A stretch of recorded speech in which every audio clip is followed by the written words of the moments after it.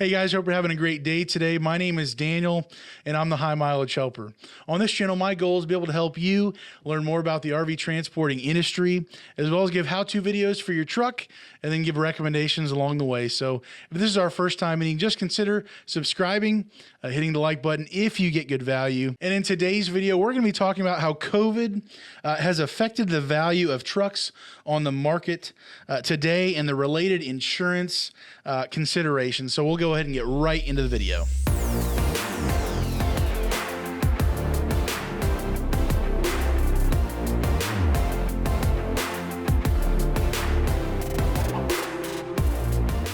All right, guys, so joining me today is my dad, Dave Stanton. He's going to be helping answering some of these questions here today. And so, Dad, what parts of your background are going to help you to be able to discuss the topics in today's video? Well, I graduated from Purdue University in 1980. That's AD, not BC, as he would have you believe, with a Bachelor of Science degree in economics. Where I had a professor who explained to us that an economist understands why he's unemployed.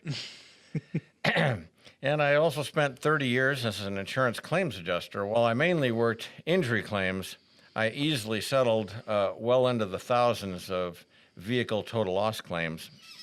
As a disclaimer, I haven't read every insurance policy on the market, so I can only offer you things to look for and consider.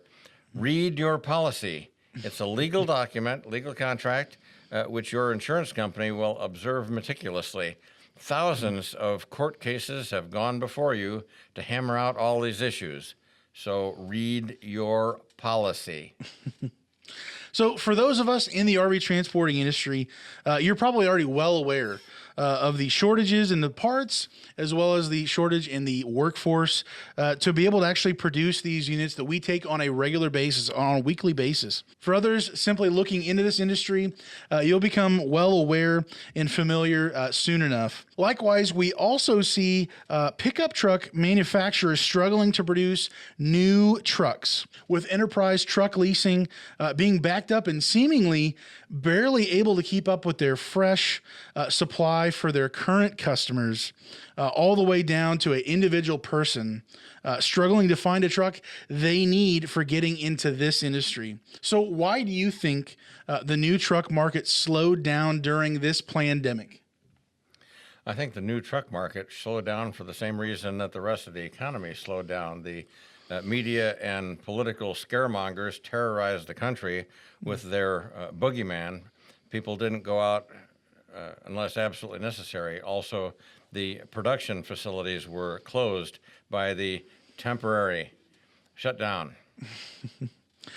So how would a restriction in the new truck, pipeline process affect the used truck market?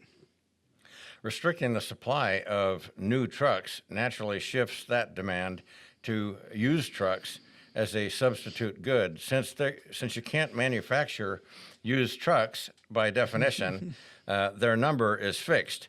Whenever you increase the demand for a fixed commodity, the value of that fixed commodity inevitably increases. Okay, but isn't that a good thing? People's trucks are actually climbing in value. In my opinion, a person is typically better off when the value of one of their assets increases, yes. So should people be trying to sell their trucks now to cash in on the increased value, the increased price? Wouldn't they be making money doing that? The decision to sell a used truck now would depend on the individual's situation. If you have no future need for a pickup, why not cash in? But if you expect to need a pickup in the future, selling your used truck now will only force you to pay for a replacement vehicle that is also increased in value later on. At that point, you're merely trading a vehicle you know for one that you don't know. Okay, so, but what if somebody gets into a total loss accident? What would happen then in this situation? If you get into a total loss accident, your policy will pay for what it says, not necessarily for what you think it should pay for. It's impossible to overstate how important it is to read your policy.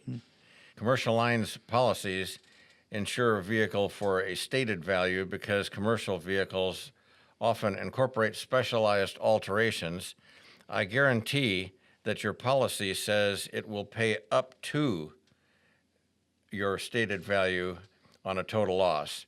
You don't automatically get the stated value. That's just the maximum limit.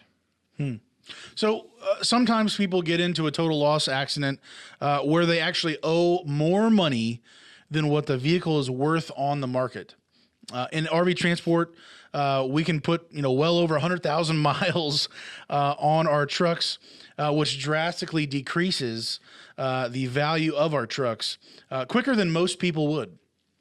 Since our livelihood is directly connected to the operation of our trucks, it's important to have the adequate coverage to zero out the loan debt.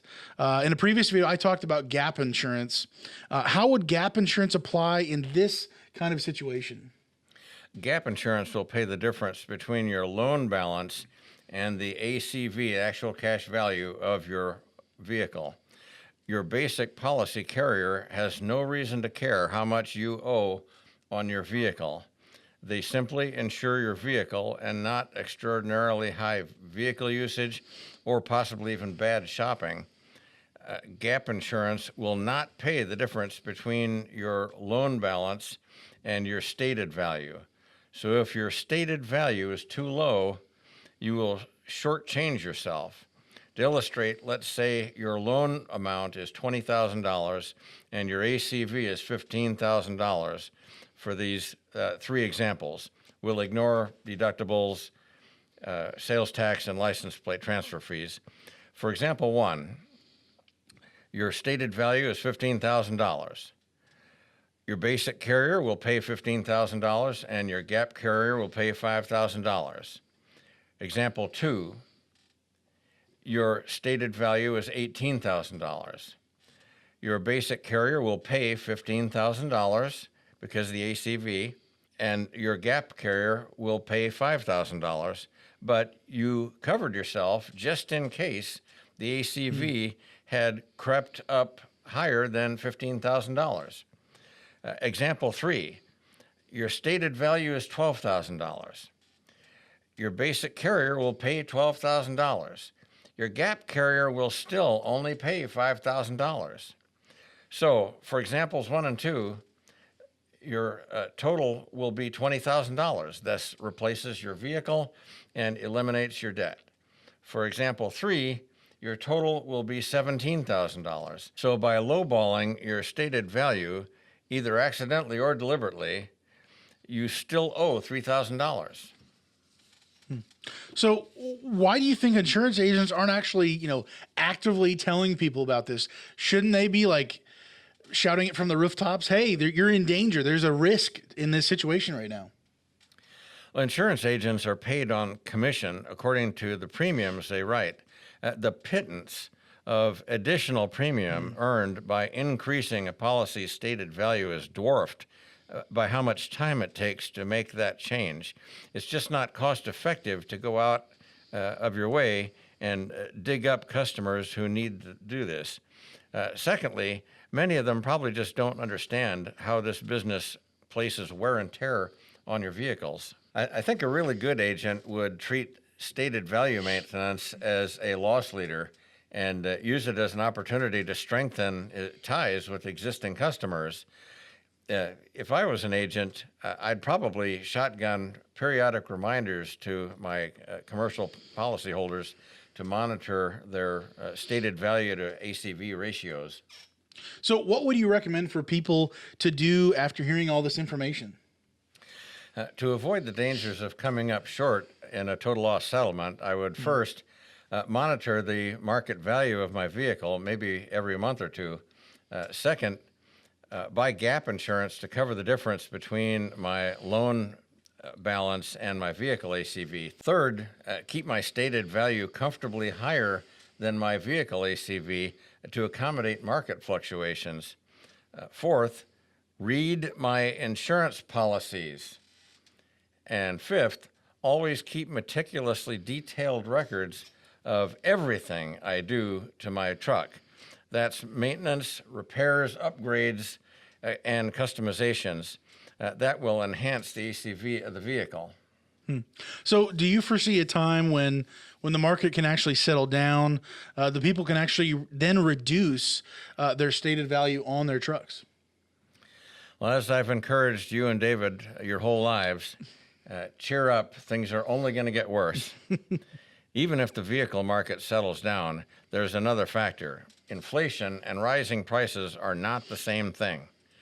Real values of used trucks have increased due to scarcity. Inflation merely increases prices because Washington, D.C. has fabricated too much worthless currency. Both parties have done this for decades. Eventually, America's debt is going to increase nominal vehicle prices, so reducing stated values will probably never become necessary, in my opinion. Whatever happens in the future, it will always be necessary to read your policy. Did I mention that? Just a few times. So you heard it here, folks. Thank you for tuning in, checking out this content. Hopefully this was a help to you. If it was, just consider subscribing, hitting the like button if you got good value. On this channel, of course, we're always just trying to share things that can help you in this industry. And I want to thank my dad for being on the channel here and being Thanks able for to. having me. Thank you for having me. And hopefully you have a great day today. Stay safe, guys, and God bless. Let's just take a pause here for a second. Oh, man. I'm jumping the gun.